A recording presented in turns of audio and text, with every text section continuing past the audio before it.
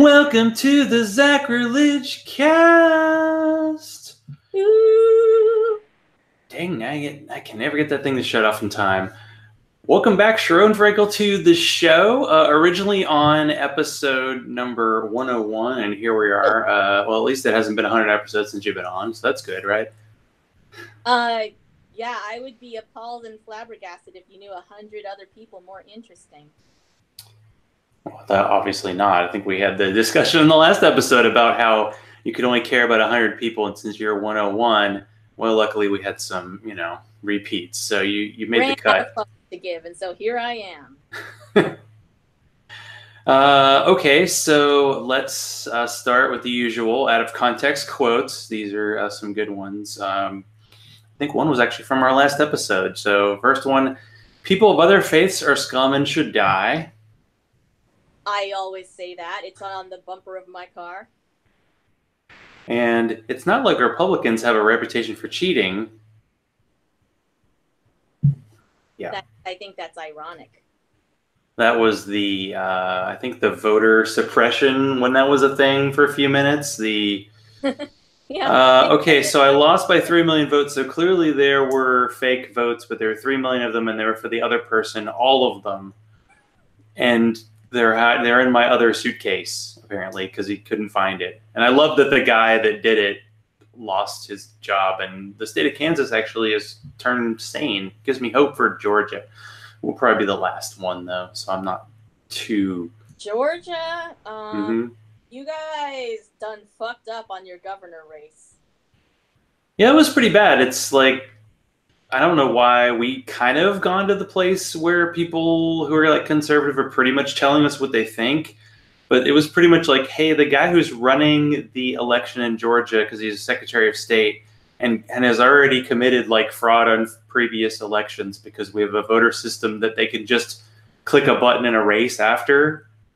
Like they were going to do a recount, and they're like, sorry, our records disappeared. And now they're going to do a newer system that's easier to hack because that's good. So yeah, Georgia's, yeah. Your state flag should just be a fox and a hen house. Oh my goodness, it's so much fun. But I figured we should start with the sad community news first, so we can kind of talk about that, and then we can talk about like happy stuff like Trump being terrible. So let's say over happy. That makes me quite angry. Over the I don't know, we'll get the gamut of emotions tonight.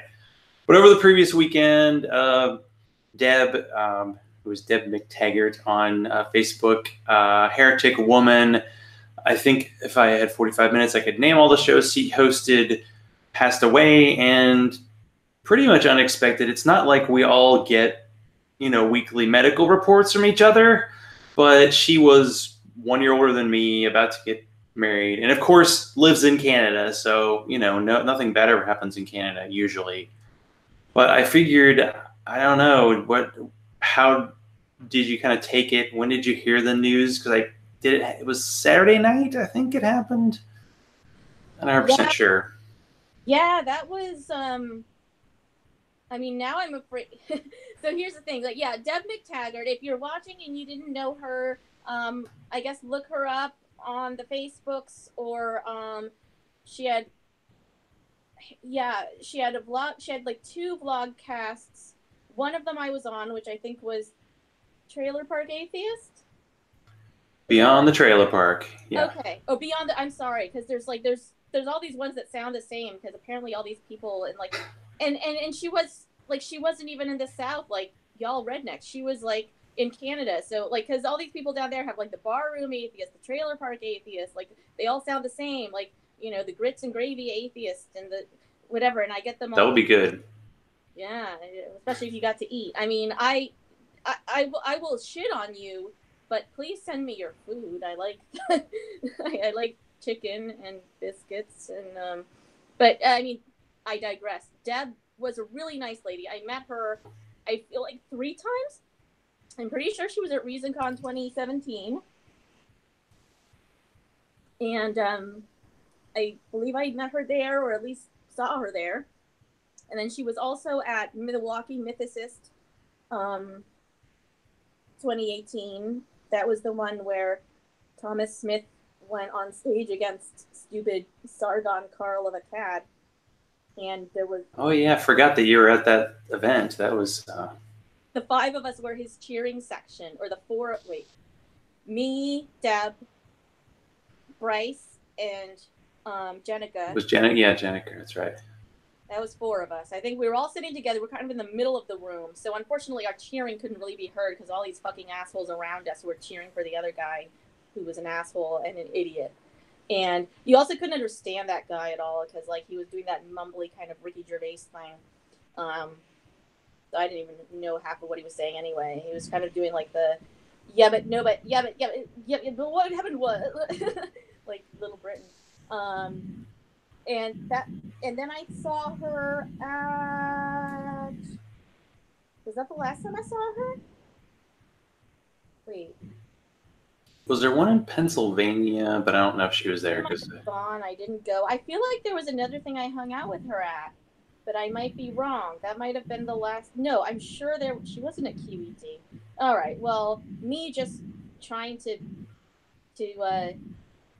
pick my aging brain about all the times I saw Deb doesn't really do her justice. She was a really nice lady. I was on the show. Maybe that's why I feel like I hung out with her again, because I did her show. She devoted a lot of time to, in supporting the community, and, she always, oh my gosh, she had the cutest little cats that she posted pictures of. And she was just such a nice lady. And I don't know, all we know is that she passed away unexpectedly. And I can only say unexpectedly because, like, what was posted on Facebook is she passed away in her sleep, like, over the weekend. And if that was expected, you would be like, I'm going to die now. You wouldn't be like, I'm going to bed now. Good night. So I can only assume unexpectedly. And I guess they would have to autopsy and whatever before we know. And again, we don't know her medical records, so it's too soon to know what the cause was. But yeah, I was, God, and she just got engaged. Like, they got engaged on Christmas, she and her fiance, right around Christmas. They've been, together for a long time. She made this announcement. She posted all the usual photos and stuff and announcements. And I think they had just visited the place where they were going to have their wedding, some kind of butterfly sanctuary place, and it was like all that had just happened, and then she passed away. And it's one of those things. It's like, I'm scared to get engaged now. It's going to have to be a while before I pressure my boyfriend to propose, because, like, he was right there. And, I'm like, oh, these people just got engaged. By the way, where's this relationship going? Like, so that's the best I can do about making jokes in a bad situation. I have to make jokes. I am incapable of processing emotions like a human, mature person. So I always have to make jokes, and they're probably bad, because the more depressed I am about someone, the worse my jokes are going to be, probably. Things. Yeah, I tend to lean toward the kind of numb side of things, because I remember seeing Tris Mamone post something about a podcaster friend dying and didn't say the name. And I think I just thought to myself, I think I probably know who that is. And then I let it go, and I was watching football on Sunday. And actually my wife brought it up, do you know Deb McTaggart? And I was like, oh, so it didn't hurt as much to see the New England Patriots get to the Super Bowl for the 400th time in a row. Because I just heard this news about someone I'd met before. I'd met her at the 2 recent cons I was at. She was at NanoCon, I think last year. It might have been the last time, because she would fly from Canada, like, to Savannah and go with Bobby and Ashley and drive up and basically sit in the back seat with Ashley and, like, drink all the way up. That's the way we do it. And just be the life of the party. The first recent con, I remember her and Dave Foda and, like, a group of people all went into like a cemetery, and he was, like, with a lightsaber and doing some big scene. And I was like, I don't know where this is, but I'm part of this group, whatever this group is. And she was just very, fiery. Her debates with, especially, like, Muslim guys on Facebook, where she would debate them and then they'd fall in love with her. It didn't matter that she was with somebody else. They're like, I don't care. We must get married, but I think you're going to burn her. They would try to defeat her, but they could not possibly do it. And just doing, there aren't a ton of atheist podcasts that talk about Islam like exclusively. So she was reading the book. And of course, as we both know, listening to podcasts where they actually say the words of the holy books, that's the most boring part because they are.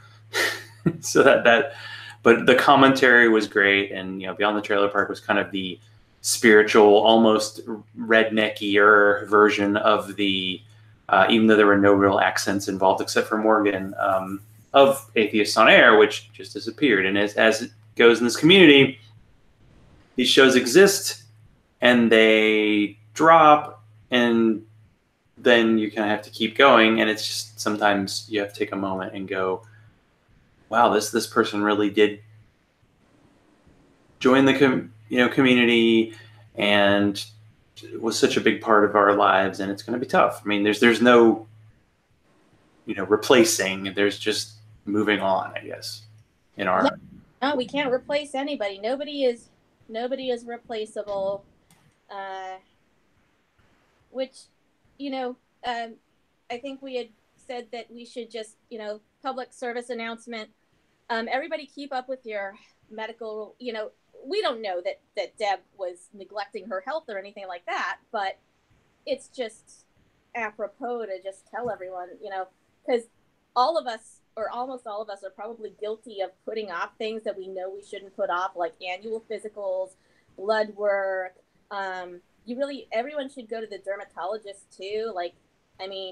Once a year ideally, because those melanomas come. My father's had 2 of them, and they can kill you. And there's so much things that can kill you. There are so many things.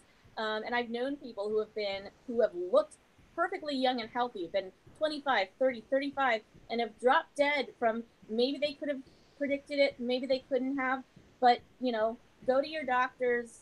I know that it's a big inconvenience. It's a hassle to make the appointment. It's a hassle to have to put in for time off work or whatever, and to schlep your ass over there. And it's the worst, and you have to deal with your insurance. And there's so many reasons to just procrastinate, because it's a pain in the fucking ass.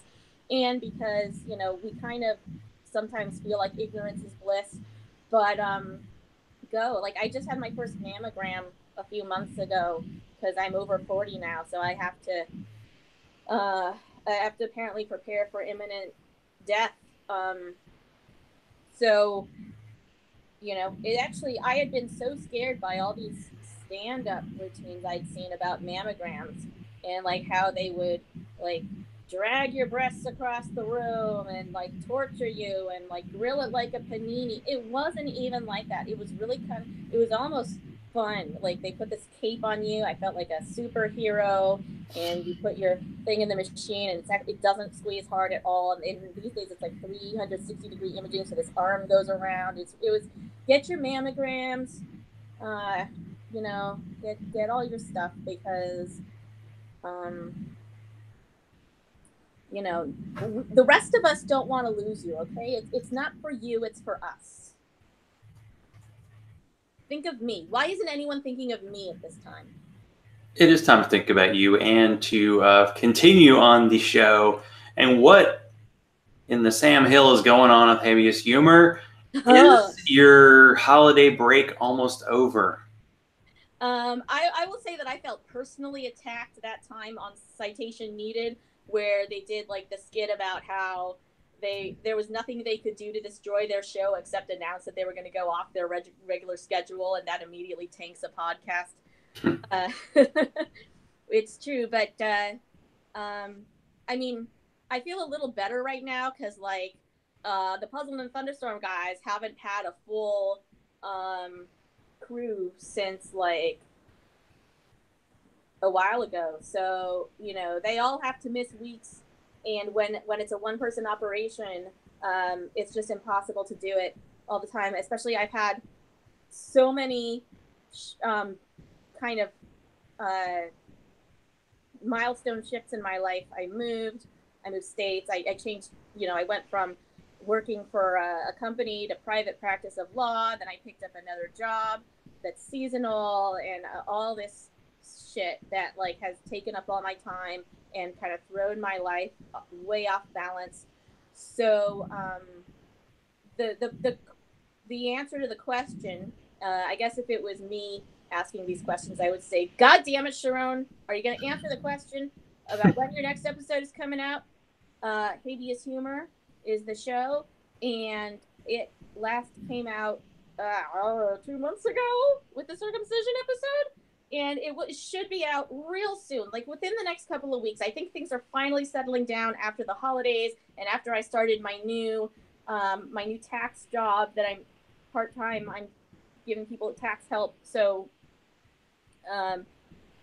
Phil Ferguson was nice enough to get on the show with me, and I haven't even put that, I just have to edit that interview. It's there. So, and I also, we've got exciting stuff coming. I'm going to start making videos because I think that I've got to the point where, like with YouTubers, it's like I could do so much better than someone like Sargon or my niece is 8 years old, watches YouTube videos, and these people, like, all they do is like they watch some stupid thing on like a video game. There are people who put their people watch video games. It's very popular. Yeah, people put in your video game feed, and then there's people who make reaction videos of watching someone else's video game feed. Like, I can actually write material, so I'm gonna do that. Well, do you have some, I guess, topics and guests coming up? On the Habeas Humor? Since you're very topical. Am I topical or am I internal? Maybe you're both. All right. You have to categorize yourself. Come on. Yeah. You can do everything. Don't put me in a box. I have so much stuff on the list. Like, every time I see a news story, let's see, I have it on my phone here. I jot things down in the list of things to cover on HH, and we're so behind. Oh,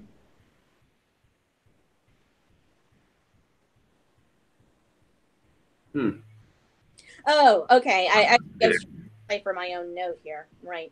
Okay.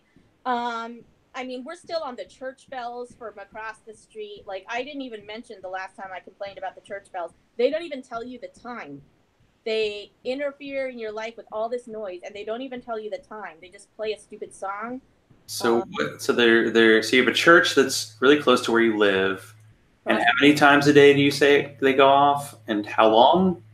Like 8 a.m., 12 p.m., somewhere in between there, maybe. Then like 3 or 4 p.m., and then 6 p.m., and then for a while it was 8 or 9 p.m. And they go off for like 3 minutes. Oh, I forgot that Jeannie wanted to know. I try to do the introduction, including what we're drinking, although I'm just drinking water right now. Sorry. People with high expectations.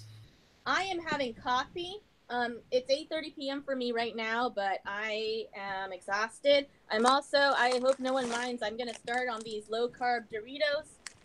And then back there I have a Michelob Ultra that I actually started it much earlier today. But I only had a little bit of it. Yeah. Way to pace yourself. Good work.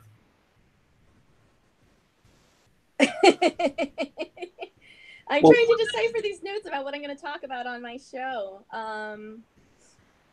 Was it the bells themselves that led to you kind of talking about, I guess, churches and religions getting special kind of legal rights that normal people don't get? Yeah, I probably would have come to talking about that anyway, because like everyone's talking about that in atheism, I would say in the church-state separation movement. But it's like one of those little things that really pisses me off, that in my town of Bethlehem Township, Pennsylvania, the law says, you can't make noise that bothers people unless it's a bell or chime at a place of worship, which is, as I said on my show when I talked about this, that's inherently discriminatory because that excludes Muslims. You know, their is not a Beller chime, so can't do that. But how did this kind of transition into you getting a spot at QED? And what is QED too? Tell us. What's QED? Well, QED can be many things. It can be the Queen, the Queen's executive diary, but that's not. It's a conference that happens in Manchester, England. It has been for several years in a row, happening every year in Manchester, England, in October. And I went to the last two. I went to 2017 and 2018. And they're going now to a alternate year schedule because of the fact that they have to like spend. I think it's the Merseyside Skeptics are kind of the core group that organizes it.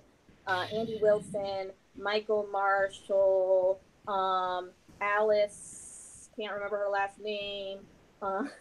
All those guys. I'm sorry if I forget your name. I'm sure you're watching, and I'm sure you're angry, but I'm terrible with names. Great people, and they put on a conference. It's a skeptic conference, and takes them so many months to do that they're finally like, you know what, let's do it every other year or else we're gonna die in our sleep. So and people were like kind of concerned because it was just announced right before QED was just announced that ReasonCon, after 3 they're going to retire it, even though we were expecting there to be another one in this year, 2019. So people were thinking, uh-oh, is QED gonna pull a ReasonCon? And but the QED guys don't know what the fuck ReasonCon is, so they were like, why are you questioning? Well, they would have said it in an English accent. Why, Patel, are you questioning us when we said we would come back in 2 years?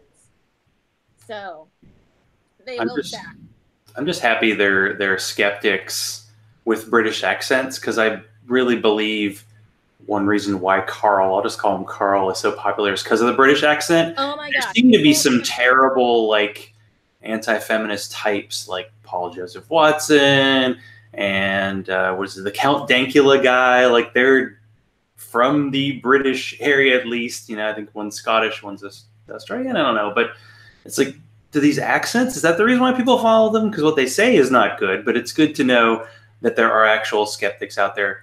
And I was going to say, wow, isn't it cool that there are skeptic conferences? But then even one that's very popular like QED, they're kind of backing off.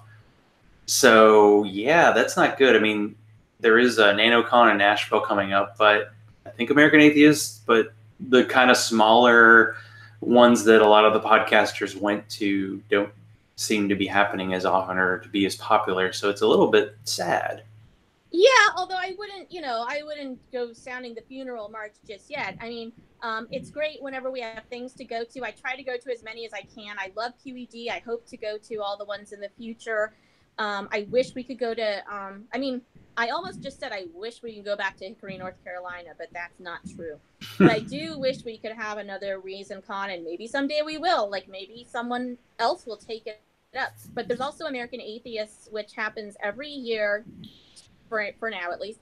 Last year it's always on Easter weekend. Mm-hmm. I can't believe it's been that long. So last time it was in Oklahoma City, and I went to that. And this year it's going to be in Cincinnati, and I'm going to be there, and I'll be promoting Habeas Humor, and I'm going to have a table and stuff so I can give away some promotional merchandise and stuff like that. And so that's a great conference. It's great to see everybody, meet new people, see old friends. I love every time I get to see everybody from the community that I've interacted with, and meet new people. And sometimes they do a skeptic camp, which is what they did at QED, where I got to speak. So a skeptic camp is, I don't know why it's a camp. There was no s'mores whatsoever, but it's just like a kind of a rapid fire series of speeches. In QED, everyone gets 10 minutes and you do and it's like a Mussolini 10 minutes. You give them your slides in advance for PowerPoint, and they auto advance them so that it runs exactly on time. And so I got to be first. So actually I got to open like the whole conference, which really gave me a ego boost. So, you know, because even though they probably were like, we'll get her out of the way first and then we can get the proper speakers on. But I was like, I'm first, I'm opening the show. So, yeah, so and I spoke about religious privilege in the law, and I talked about multiple countries and stuff because obviously I wasn't in America. I was trying to not be like an American asshole, just talking about us. We're all that matter here. America actually has a little bit of a leg up in certain ways because we do have a First Amendment, so we can't have any blasphemy laws, at least not officially, and we can't have an official church, at least not officially, even though people are constantly arguing that this is, you know, oh, everyone knows this was a nation founded in Christ, whatever the fuck that means. Like, we're all Christian. It's a Christian nation. No, it fucking isn't. Everyone knows. Yeah.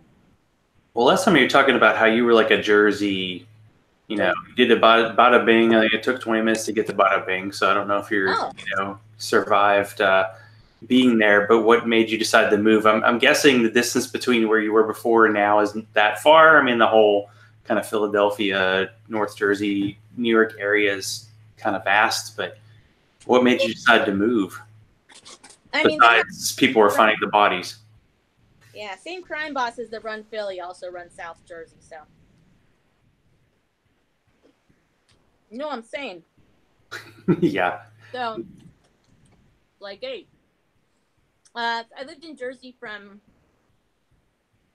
2007 through. Oh yeah, that's right. We're in the next year now. I was gonna say the beginning of this year, but no, like the first half of 2018. So for those years, I was for most of that I was close to New York City. I was in West Orange, so I was on more like the eastern side of Jersey. And then I moved last spring because I changed jobs and stuff. I didn't make as much money anymore, and I didn't need to be in that location anymore because I wasn't working there. So, and I wanted, there were things that I had been living without that I wanted so badly, like a laundry machine, second bedroom, neighbors that weren't insane. So I rented a house in Bethlehem, Pennsylvania, which is, you know, it's still only about a 90-minute drive from Manhattan, so it's not too bad. And all my neighbors are dead because I actually live in a cemetery. Oh, in a cemetery. Okay. Yeah. So let's make a comparison here. Now, pretty often when someone says they're a male feminist, they get asked why they care about something that doesn't directly affect them. I would say the same thing about you and circumcision. So why was it important for you to cover this subject? Not a small subject, by the way. Anyway. I'm sure that it's a vast subject for you. I'm sure it's thick and long for you. Thank you. You started it, I finished it. I know, yeah. We went down that road. Went down that road, turned left, came back. Why did I do it? That's a good question. You know what? It's because it's something. It's like male circumcision is something that's such an ingrained part of culture in the Jewish tradition that I was raised in, and also like in America, like I guess it truly doesn't affect me because I don't have a penis, never had a penis, and I probably won't even ever have a baby. So I won't be deciding this, but a lot of people do, and I find circumcision to be one of those like really, I don't know what the word is, but like one of those things where it's like, if you topple that, you're making some real progress in unindoctrinating people. Because there really is no medical justification for doing it to babies. And even people will tell you that American doctors recommend it, like the American Association of Pediatrics. It's not true that they recommend it. They just have come out to say, we think it's justified because it has like maybe some slight benefit, and therefore don't put parents in jail, and above all, most importantly, do pay the doctors but with insurance money for doing the procedure. That's kind of their primary reason for endorsing it. So there's a whole circumcision, what is it, industrial complex out there? Oh yeah. And I really like, I always consider it my duty to shit on Jews as much as anybody else, because, you know, these days there's much more to be angry about when it comes to America on the side of the Christians and everything. But I always, you know, I don't want to be accused of having any kind of double standards where it's like certain, and like nothing's sacred, like literally.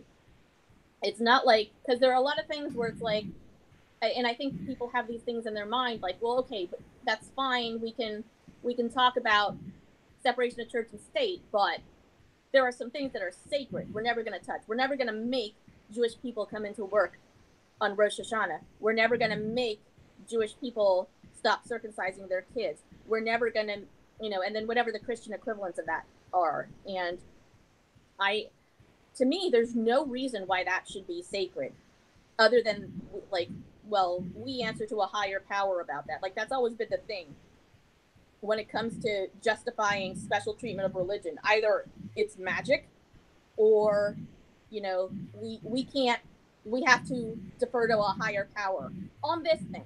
But, you know, on this thing, maybe not on murder. You know, just our Bible tells us to murder, but somehow we have decided we won't defer to our higher power on that. We'll defer to the U.S. criminal codes, but not for other stuff, which is just inconsistent and stupid to me. If that makes any sense. I didn't say it very well. No, it's. I mean, it is true that it's kind of taken for granted. I mean, there was a case on Serious Inquiries Only that I don't know if he's your nemesis, Andrew, but you know, we can say he's your nemesis. And Torres was talking about a female genital mutilation case, and when people hear that, of course, you know, sometimes it's the term. Like, for some reason, circumcision sounds like, something you do with a screwdriver. It's nothing. But then female genital mutilation sounds as awful as it is. But there's definitely a pushback when it happens. But on the other side, it's kind of like, yeah, there's, and as you said on the show, the medical quote unquote benefits is like, it might be neutral at best, like, and that's not even, I think that's giving it a super benefit of doubt. Yeah, I think in no uncertain terms, we should call male circumcision male genital mutilation. Is definitely genital mutilation. And it wasn't like, sort of like when people are raised in religion, it's not like I had a choice in the matter. It happened and it was done, and I'm like, oh, okay. Didn't even know that was there to start with, you know. I know my factory settings were changed. That's the grand conclusion of my whole section in the most recent Habeas Humor, is that, you know, if you want to circumcise, then circumcise, but it has to be the person whose penis is in question deciding it for themselves when they're old enough and informed enough. And I actually, it occurred to me that this is kind of just like the question about abortion. Like, the person who is attached to the thing should be the person who decides. Even though, yeah, it affects other people. But they're not attached to the thing. I guess it depends on if your mom has a really good PR firm, but that's a subject that probably would take forever. Now, I did have a couple of legal cases to potentially talk about, okay. But there's a subject, and I don't know if we got it on it last time.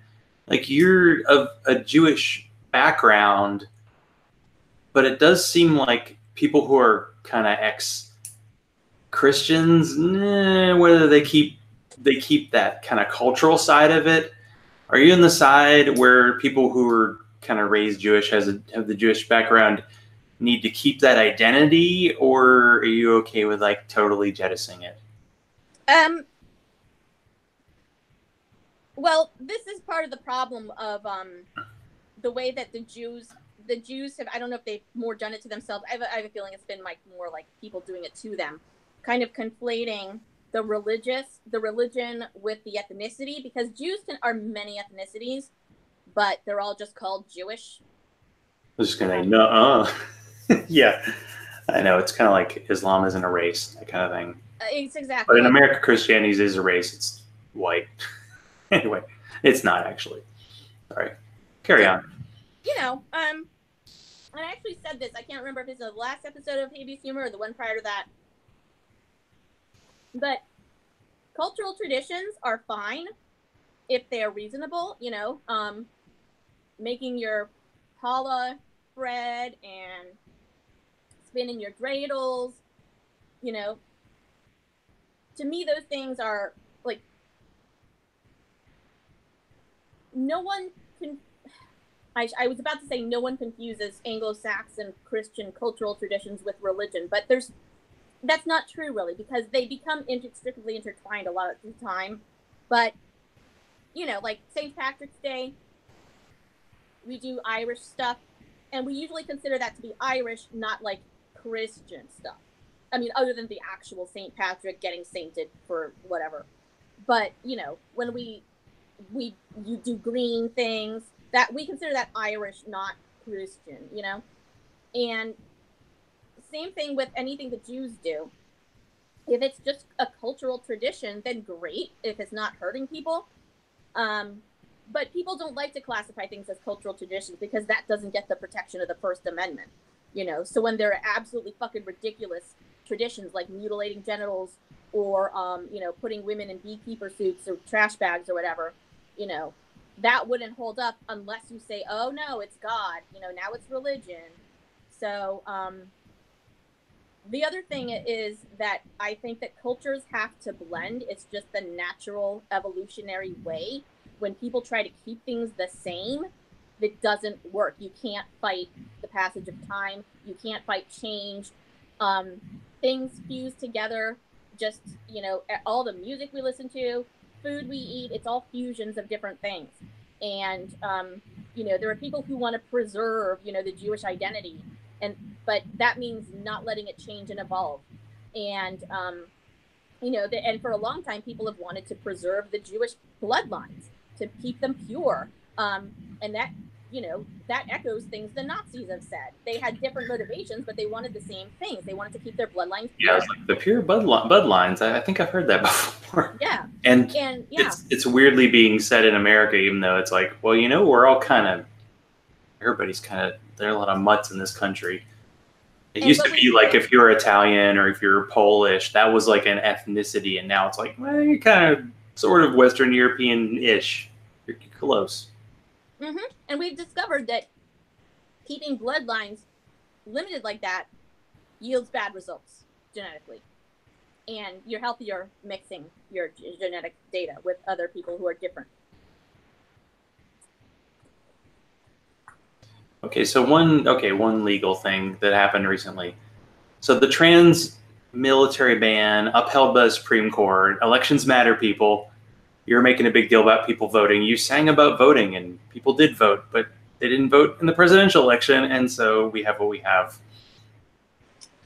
Is this just, I mean, the beginning of more very discriminatory laws being upheld? South Carolina today just basically said that adoption agencies can say that gay people can adopt. The state of Georgia is trying that. Every state in the South is trying that. So what's next, and is there hope for this to be struck down at some point? Well, as far as Supreme Court decisions go, I don't think we're going to see anything different unless and until the Supreme Court composition changes, because unfortunately we have what we have. And I am fully in favor of ejecting Kavanaugh from the court if we can prove that he committed perjury. And we have Congress people who had promised to subpoena and investigate that issue. So we all should be putting pressure on our Congress people to continue that. So there's some hope for possibly changing the court, although if you remove Kavanaugh, you're just going to get another Koch brothers approved candidate that they put up. But still, doesn't mean we shouldn't do it. So, yeah, you're going to start anything that is something that the religious right wing in America wants is going to be happening, because that's the faction in power right now. That's what Trump caters to, even though apparently everyone in the Pentagon was like, what the fuck are you doing with this trans military ban? It's just entirely discriminatory. Like, to me, it's exactly parallel to a ban on like Jews in the military. Sure, there might be an argument for why those people shouldn't be in there, but it's going to be, especially if you look at it through the lens of history, it's going to be just as bigoted and ridiculous of an argument. So it's just sheer bigotry to ban transgenders from the military. And it is, when I woke up and I saw that Supreme Court decision on Tuesday, I was furious, and I put on my Facebook, like, this is, now we can, without hyperbole, say that our government is behaving like the Nazi Party, because they're doing all the same stuff. And this is a real issue. This isn't academic. There are people, what is it, 3% or so of the military, probably not, okay, 1%, however much of the military, people that you and I know personally and are friends with, who this affects. They could lose their jobs, they could lose their pensions, and their whole career. They volunteered for the military when other people wouldn't, and the thanks they get is being kicked out like this because of bigotry. So it is fucking disgusting. And our Supreme Court, 5 out of 9 of them are going to affirm that shit because, hey, they're not always going to cite the First Amendment or religious freedom, but oftentimes they will.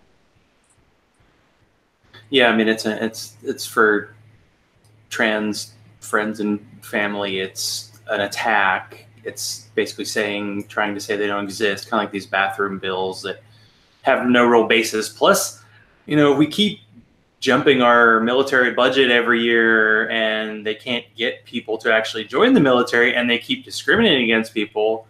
Like, if you're gay but not trans and you're in the military, like, well, that will be the next thing that happens. So you might just either not get in, or if you're in, you get out. And that seems like a bad idea, to not be as inclusive. Like, if you really get this exclusivity going in our country, you're going to see how bad it is. Kind of like, putting 800,000 people out of work and not paying them. Like, Trump never did that before, people. Did you not see that coming?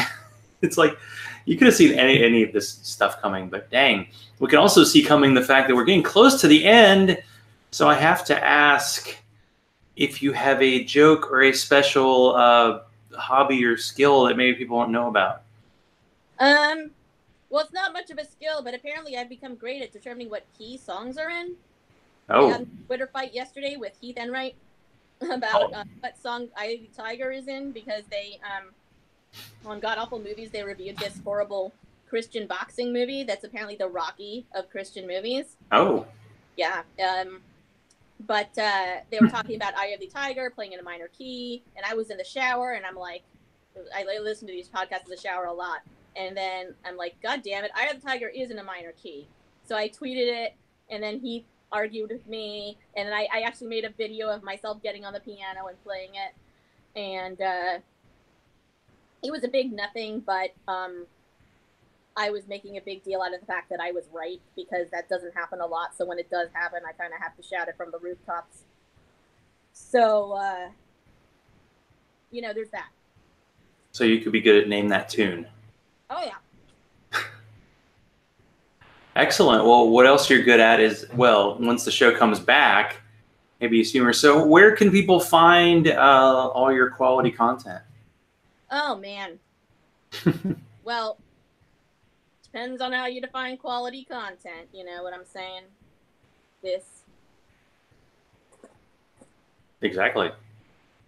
Habeas. I almost said habeashumor.com, but I don't have that website up yet. I'm going to.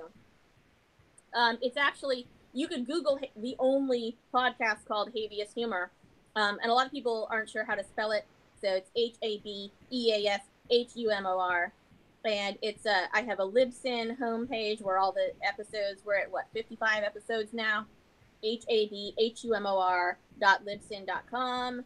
We're on iTunes, Twitter at Habeas Humor, and I've also been on lots of other great shows such as this one.